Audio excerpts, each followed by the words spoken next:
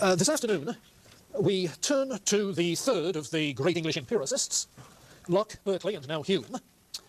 I said English empiricists, I should have said British empiricists, he's a Scotsman. Hume, coming as he does really only 50 years after John Locke. 1690 was John Locke's essay on human understanding, and 1748 was Hume's inquiry concerning human understanding. So in less than 50 years, a remarkable change takes place. From John Locke's optimism, almost rationalistic optimism, about the possibilities of empirical knowledge, to David Hume's skepticism about it.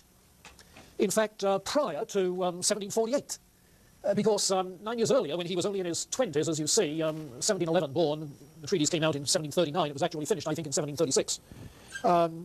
At that early age, he completed the treatise concerning human nature, which is much longer than the inquiry. There's an everyman edition, you know, those little compact blue volumes, 2 volumes of it.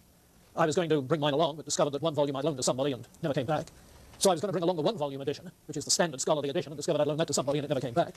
So if you know of anybody who has Hume with my name in the front, chase that person and get it back. I loaned them to people last year when there was a Hume seminar going on.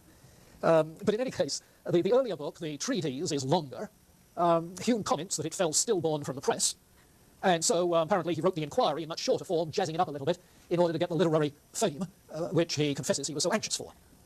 So the treatise is longer, fuller, and in talking about Hume, I'll be drawing on the treatise as well as the inquiry.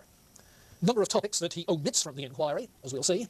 The emphasis there in our knowledge of external things is really on our knowledge of cause-effect connections. A little bit on our knowledge of God, but in the treatise, he's dealing with knowledge of cause-effect connections, knowledge of space, knowledge of time, knowledge of matter, knowledge of minds, much fuller discussion of the metaphysical topics, which we notice are of importance in both Locke and Berkeley. Now, in both of these works, the treatise and the inquiry, his focus, obviously, is on epistemology. This is the main concern of this Enlightenment period. Catch it in the titles of the works. John Locke, an essay concerning human understanding. George Berkeley, principles of natural knowledge. David Hume, an inquiry concerning human understanding. Take it back, an essay on human understanding. And Leibniz, in responding to, no, let's see, Locke is an essay. That's right. Hume is the inquiry. And in responding to Locke, you may recall that Leibniz had written new essays on human understanding. So in this period, this is the focus of attention, you see. What is the possibilities for human knowledge? What sort of reach can human knowledge have in this age of reason, which of course is the age of scientific reason? What is the scope of scientific knowledge, in other words? And it's about this that Hume becomes quite skeptical. Now, in the treatise, he takes it that the key to settling philosophical disputes is the study of human nature. The study of human nature. That's why the book is entitled A Treatise on Human Nature, you'll see. And he subtitles it to indicate that he's dealing with human nature by what he calls experimental method. The word experimental then had nothing to do with hypotheses and confirmation. It referred simply to the appeal to experience. So what he's trying to do is to provide an empirical account of human nature in relationship to 2 issues, he says. Human belief and human action. Human belief and human action. And in the light of that subtitling, it's significant that he doesn't say human knowledge, because his main emphasis is on giving a descriptive psychology of human belief, and related to that, of human nature as it affects ethics. Put that one other way. If we want to explain human belief, according to Hume, we have to turn from rationalist explanations. We believe what can be proven. We believe proportionately to the objective empirical evidence. Remember John Locke's evidentialist criterion. You have to turn away from that to an account of human psychology. Human nature leads us to believe. There's a psychological account of belief. And similarly with regards to not just moral belief, but moral action. We're led to moral action, again, not by the force of reasoning about ethical principles, but simply by the psychology of human feelings, moral feelings, which lead us to act. So in both cases, he's offering more of a descriptive psychology than he is a rational, logical proof or evidential justification. His complaint is that the obscurity of ideas misleads people like Descartes and Locke and Spinoza and even Berkeley. Now it sounds sort of odd to say the obscurity of ideas when Descartes and Locke were stressing clear and distinct ideas. His point is simply that ideas are not clear and distinct. And in that sense, he reminds me of a friend of mine some while ago who used to say when somebody said of an idea, well, it's perfectly clear to me, his response would be, well, I'm sorry, I don't find it so. Because after all, a criterion of clarity and distinctness is immediately relative to how a person conceives the idea. You see. It's person-dependent. And Hume does not find the ideas that Descartes and Locke hold to be clear and distinct to be so. We'll notice as we get into his theory of ideas that Hume, in place of talking of clarity and distinctness, talks of force and vivacity. Force and vivacity. Notice that those are affective criteria, not cognitive criteria. It's not so much a matter of thinking with clarity, but feeling with forcefulness that becomes important. Now, that is the sort of thing he makes clear then in the introduction to the treatise. But in section 1 of the inquiry, he does something very parallel to it. And if you've been reading that section 1, you may have noticed, I hope you noticed, that what he was doing was talking of types that he calls abstruse, and on the other hand, practical philosophy. And what he argues for in the long run is a mix of the two. The ideal is some sort of mix of the two. Abstruse philosophy is the sort of thing in which Descartes engaged, John Locke too. Its value in talking theoretically about ideas and knowledge and so forth, its value is in logical precision. It's motivated by intellectual curiosity. But it provides no basis for morality, for knowledge of the external world, or for natural theology. That is to say, the rationalist kinds of approach are impotent in grounding morality, grounding scientific knowledge of the external world, and grounding one's belief in God in rational proofs. Abstruse philosophy with that kind of logical demand is of value only in mathematics. Only in mathematics. So right at the outset then, in that introductory section, what he is doing is proclaiming, announcing his rejection of the Enlightenment spirit, the Enlightenment conception of knowledge, the rule of reason. And in talking about practical philosophy in contrast with this, he's talking about what guides action, why we believe, what we do. And so he says, in talking of a mix for the two, be a philosopher, but be still a man. Well, a woman too. In other words, human nature, rather than the artificial demands of reason, are what should really characterize philosophy, an understanding of human nature. So whether you start with the treatise or start with the inquiry, the way we have it in Kaufmann, the beginning is the same. He launches out by announcing, in effect, what he's going to do. Lay aside the claims of Descartes and Locke for human reason, and develop a psychology of belief. Okay, is that clear enough? Once you get a handle on that, I think you can see what Hume is doing. Too often, unfortunately, people tend to talk about Hume, and to that matter teach Hume, as if he only wrote the first 4 sections of the Inquiring the Rule of Reason, and forgetting what comes next, section 5, which has to do with what he calls the skeptical solution to these doubts. You see, he's skeptical about reason. How does he resolve the doubt? By developing a psychology of belief, which shows that belief isn't always voluntary, as Descartes said, as Locke said. You remember their attitudes. If there is insufficient evidence, withhold belief. The will must not go ahead of the intellect. To which Hume is, in effect, responding. The will may not go ahead of the intellect, but you do. But you do. Even if you haven't come up with any proof for the existence of an external world. Notice how you behave in the world around, as if it were thoroughly real. Well, all right, that's by way of introduction.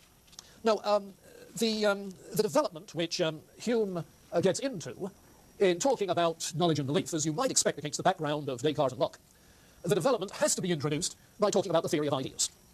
And I suggest that here it's particularly important that you watch for where he disagrees with John Locke. If you've given Locke a careful reading, you'll have caught the differences. For that matter, differences not only from Locke, but from Berkeley as well. Take Locke to begin with.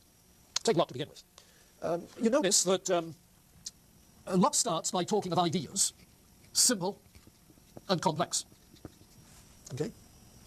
All right, Hume is quite happy to talk about ideas, both simple and complex.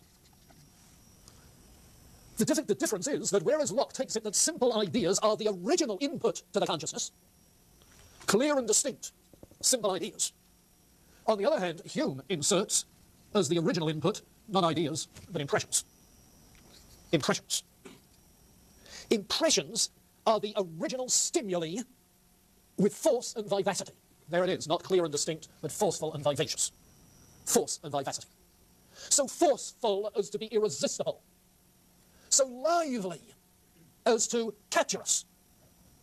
Forceful and vivacious. Now, his point is simply that an impression, that emotive, affective state, as it arises, arouses the consciousness. And as it declines, gives place to an idea. So an idea is the cognitive state that follows an impression, that provides you with a copy of the impression. Okay? A copy of the impression. Now, take it for instance, if there's a bright flash of light which dazzles you. What you experience initially is not a clear and distinct idea of a bright flash of light. What you feel initially is the hurt, the blinding force of it. You see? And if all of a sudden I yell at you, you see, the initial impact is going to be physical, rather than, did I wake you up? It's going to be physical, rather than conceptual, quite plainly. You see? But it's most evident in those physical sensations which are associated with some degree of, what, shock, pain, whatever. But his point is what, when we get to Whitehead later on, he calls the primacy of causal efficacy in perception. Except that Hume isn't prepared to call it causal efficacy. But it's the primacy of the affective, if you like, of the emotive, rather than the cognitive, in human experience. Yeah. The primacy of the affective, of the emotive. What happens if you're driving along the highway and suddenly something flashes in front of you? You see, it's not a clear and distinct idea. There's a reflex action, and the heart beats pretty fast. So he is doing, in this sense, his descriptive psychology. Now, the interesting thing is that while the impression leaves you with an idea, that idea, as it comes to mind, comes back to mind in memory, remembering the impression, that idea, remembered, also leaves its own impression. And that impression leaves its idea. So that what you have is this commingling of impressions and ideas. The initial sensation, the initial feeling, giving rise to an idea which is a copy of it. The impression of which is associated, no, the impression of which is desire, dislike, something of that sort. You didn't like that. Emotive response. A memory again. Or if you like, imagining something like it, also leaves an impression. So you have this whole strain of impressions. And the word sensation, which is associated with the initial impression now rather than the idea, the sensation is what you mean by a sensation in ordinary parlance. When somebody tickles you and you say, hey, that's quite a sensation. You see? So that the emphasis is on the physical, the emotional, rather than on the cognitive. Well, this is one main difference from John Locke. And Hume uses the word perception to refer to that whole business. Perception. Perceptions are not clear and distinct ideas. Perceptions are just states of consciousness. States of consciousness that begin with impressions and include ideas. Now, a second departure from Locke is not so radical a change, but it is, I think, an advance over Locke. He talks about the association of ideas. After all, if we combine simple ideas into complex ideas, as we do, then he's going to become interested in the psychological process by which this goes on. How do we gain ideas of substances, ideas of relations, ideas of modes of being, contingent, necessary as the case may be? And he sees that there are three principles of association which are being used. I might say that at this juncture in history, the beginning of the 18th century, associationist psychology was going pretty great guns. So that what Hume is doing here is in line with the associationist psychology, where they try to find principles that associations follow. Well, the three principles of association that Hume comes up with. Three principles of association are resemblance, contiguity, cause and effect. So we seem to combine ideas, to relate ideas into more complex ones, when repeated impressions and ideas are like one another. We combine them. And it's in that sort of way that I get my idea of a particular substance. How do I know that this is one of these so-called dustless, dry markers? Well, the impressions I get of it, both the appearance and the sort of repulsive smell, I had to get the repulsive in to get the affective tone. The repulsive smell, you see, that's repeated. The similar thing is repeated.